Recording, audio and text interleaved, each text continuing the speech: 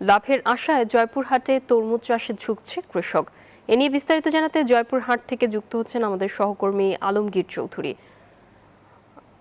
আলমগীর, আমাদেরকে জানাবেন তরমুজ চাষ কেমন হয়েছে এবার, আর কি বলছেন কৃষকরা?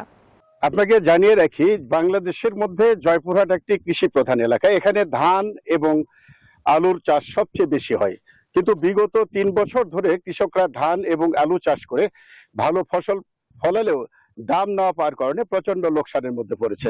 এই অবস্থায় লোকসান পোষানোর জন্য কৃষকরা কিন্তু বারবার অন্য কোনো ফসল চাষ করা যায় কিনা সেই দিকে ঝুঁকছে। তবে এইবারে তরমুজের চাষটা এবারে জয়পুরহাটে সবচেয়ে বেশি ভালো হয়েছে এবং গেলবার তরমুজে বেশি লাভ হওয়ার কারণে কৃষকরা এবার কিন্তু এই যে এখন ধানের মৌসুম, এখন কিন্তু প্রচন্ড সব মাঠের ঘাটে ধান চাষের জন্য কৃষকরা প্রস্তুতি নিচ্ছেন, কিন্তু এখানকার কৃষকরা কিন্তু সবাই তরমুজ চাষে ঝুঁকে পড়ছেন। কারণ তারা আমাদের জানিয়েছেন, তারা আমাকে বলেছেন যে 1 বিঘা জমিতে তরমুজ চাষ করতে তাদের 80,000 টাকা খরচ হয়, কিন্তু লাভ হয় 2 লাখ টাকা বিক্রি করে 1,20,000 টাকা লাভ হয়। এই জন্য তারা তরমুজে সবচেয়ে বেশি ঝুঁকে পড়েছেন। বর্তমানে জয়পুরহাটে প্রায় 400 বিঘা জমিতে তরমুজ চাষ চলছে। তো এই ছিল জয়পুরহাটে তরমুজ চাষের সর্বশেষ তথ্য। ফিরে যাচ্ছে স্টুডিওতে নাফিজা। ধন্যবাদ আপনাকে আমাদের সঙ্গে যুক্ত হবার জন্য।